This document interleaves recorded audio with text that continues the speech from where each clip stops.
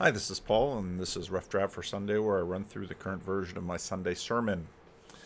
We love biographies, we love people's stories, and we're fascinated by them. A friend of mine, Bern Power, who lives in Tbilisi, Georgia, that's not Georgia, America, that's Georgia on the southern border of Russia, Georgia, where Joseph Stalin grew up in the former Soviet Union, is doing a video biography series on Taylor Swift. Now, Byrne is about 10 years older than I am, and you might wonder, why is a man of that age doing a video biography on Taylor Swift? Well, Byrne is a careful student of popular culture, and he's a very careful student of music, and he follows all these trends, and he makes a lot of in-depth videos about where we've come from and how developments are going. And I've never paid much attention to Taylor Swift all of my life, but I bump into her name fairly regularly, probably until a year ago. I still can't name a single one of her songs off the top of my head.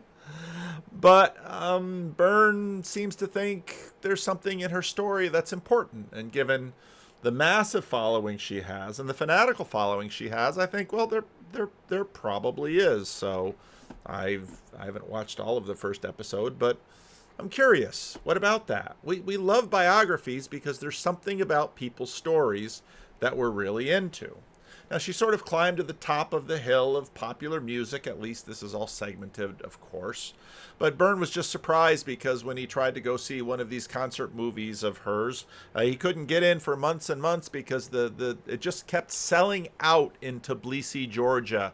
And finally, when he went, there was just all of these young girls, mostly young women, who were just dancing and singing, and it's sort of like Beatlemania, but Taylor Swift style. And what about that? That's interesting. Now, of course, it's pop music, so the songs are about romance and all the perturbations that that quest involves. Now, in her real life, last football season, we saw that she was dating Travis Kelce, and the only reason I would know that is because he's been the number one tight end in fantasy football for quite a while now. But she can never seem to land the plane. And so I was curious. I wonder, well, how old is she? Well, she's 34, turning 35 in December. And, well, that's kind of an important age when it comes to dating. And it's like, will Taylor Swift ever have a family? Or will she spend her whole life singing pop music about falling in love and falling out of love? And that's been her life, too.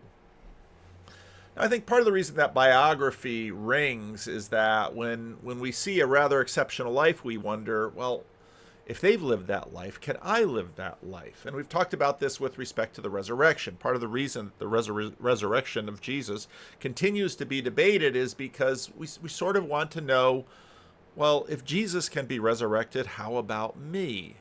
And as we've looked at the Apostle Paul, this has been an obsession of his. He sees this this doctrine, this idea of resurrection validated in real time in the life of Jesus Christ. And this makes him tremendously excited because if Jesus is a man and resurrected, then maybe God can resurrect us too. And now our beliefs emerge from each other. We sort of crowdsource our beliefs.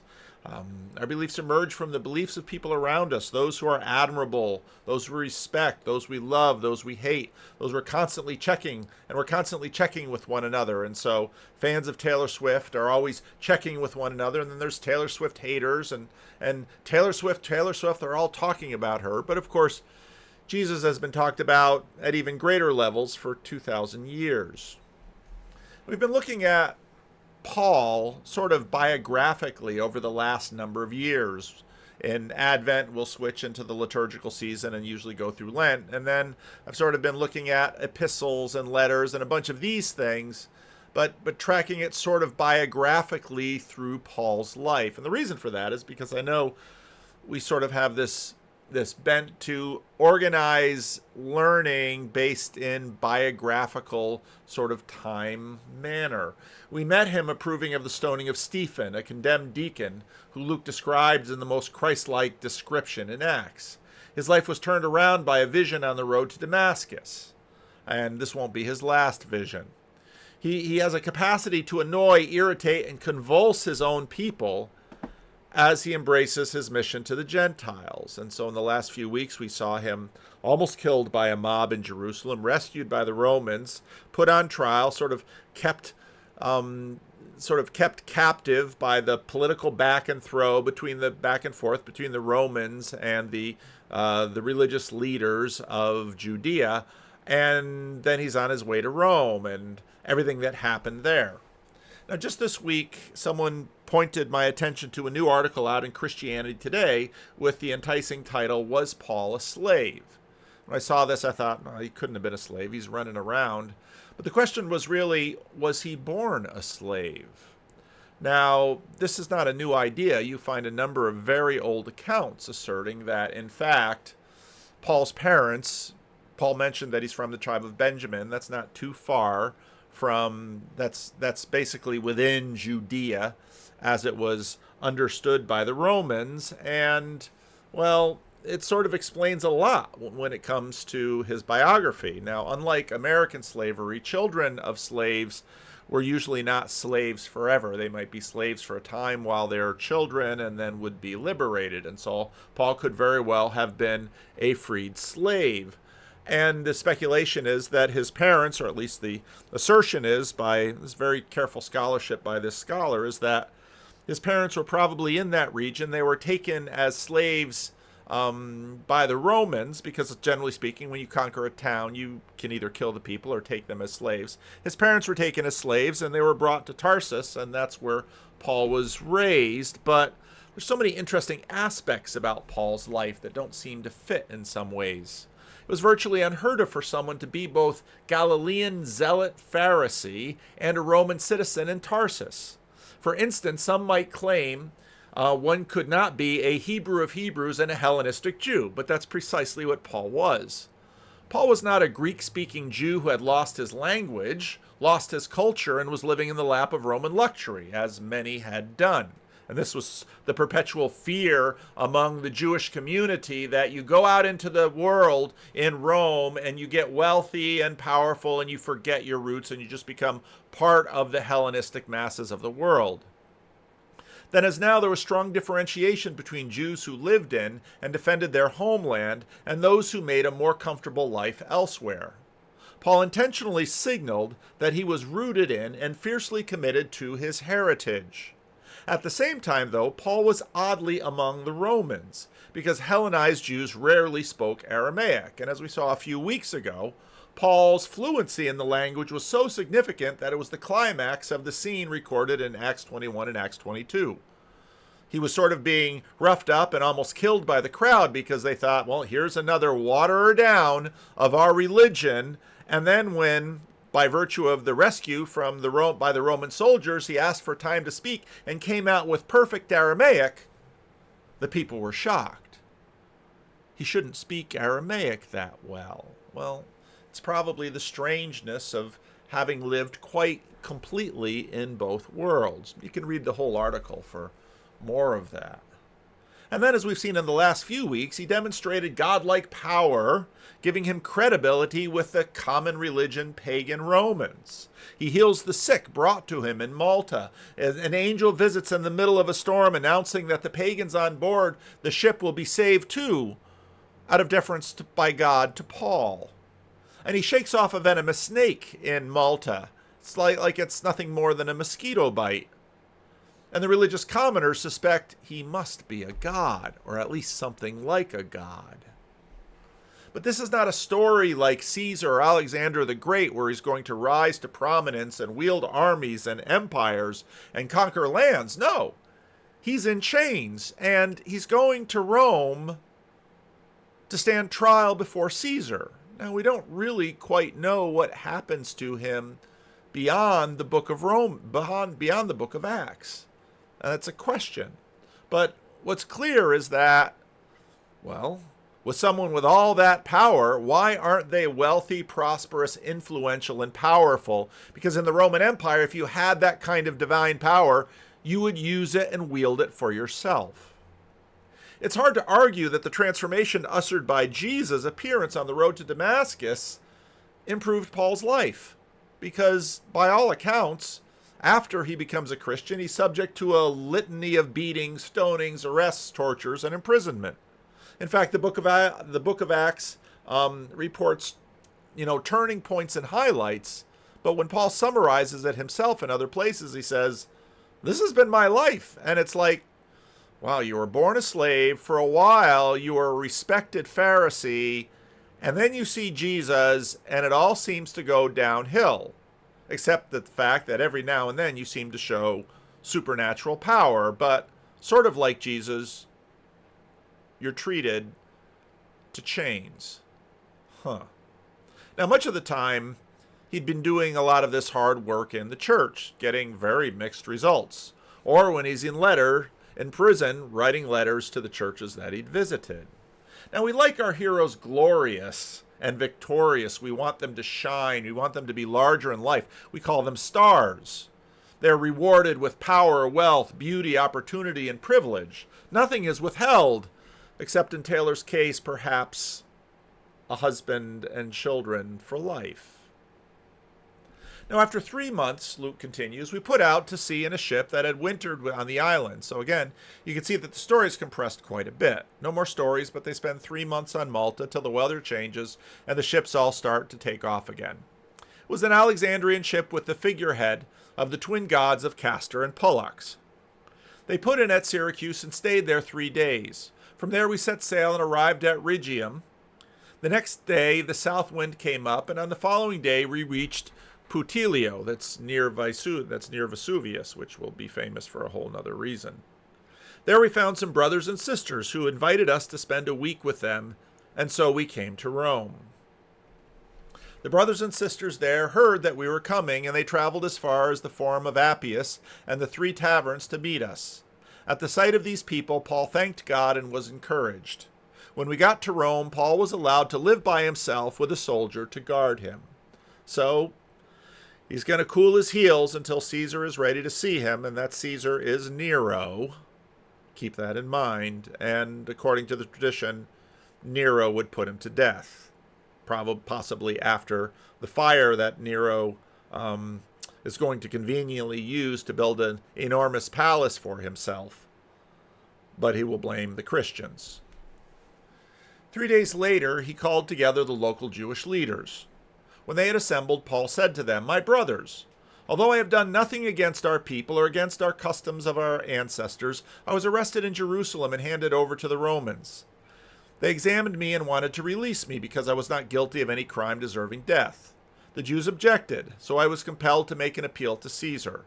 I certainly do not intend to bring any charge against my own people. For this reason, I have asked to see you and talk with you. It is because of the hope of Israel that I am bound with this chain." What does he mean by that? He means the resurrection. He means that Israel is believing and hoping and longing for a resurrection. And in Jesus, he sees the resurrection is true. I know, I've seen him with my own eyes. They replied, "We have not received any letters from Judea concerning you, and none of our people who have come from there has reported or said anything bad about you. But we want to hear what your views are, for we know that people everywhere are talking against this sect." Now, scholars are always trying to put together a timeline of Paul's life. The public ministry of Jesus was, we think, between 28 and 30 AD. Conversion of Paul about 3 years later, not very long. And then his first post-conversion visit to Jerusalem, 35. And then you can see at least F.F. Bruce's reconstruction of the timeline. Many people will vary, but when we get down to Festus and Felix, we can sort of identify this with other things in history. And so, well, Paul's last visit to Jerusalem, as far as we know, is in May of 57 AD. And then he spends 2 years in prison in Caesarea, so that takes him to 59. And then September in 59, he makes the voyage to Rome, but of course that takes a long time because of the shipwreck and waiting for good weather. And so finally, about 60 AD, Paul arrives at Rome. It's about 30 years after the arrest, death, resurrection, and ascension of Jesus. And what's interesting is that we found that this little group of Christians has gone all over the place. And you find pockets of believers here and there. Paul has been planting churches, but other Jews are around listening to this, and well, they don't know about it. And well, here's one of the key leaders of this group. Well, let's hear his arguments. Let's listen to what he has to say. They arranged to meet Paul on a certain day and came in even larger numbers to the place where he was staying. He witnessed to them. There's that word, you will be my witnesses. He witnessed to them from morning till evening, explaining about the kingdom of God, and from the law of Moses and from the prophets he tried to persuade them about Jesus. Some of them were convinced by what he said, but others did not believe. What's remarkable about the book of Acts is that it's tremendously consistent. They're not lying about this. Luke isn't sort of embellishing this. He says, Paul makes this presentation and some believe and some don't. They disagreed amongst themselves and began to leave after Paul had made his final statement. Now Paul is getting frustrated. The Holy Spirit spoke the truth to your ancestors when he said through Isaiah the prophet, go to this people and say, you will ever be hearing but never understanding. You will ever be seeing but never perceiving. For this people's hearts have become calloused, and they hardly hear with their ears, and they have closed their eyes. Otherwise they might see with their eyes and hear with their ears and understand with their hearts and turn, and I would heal them.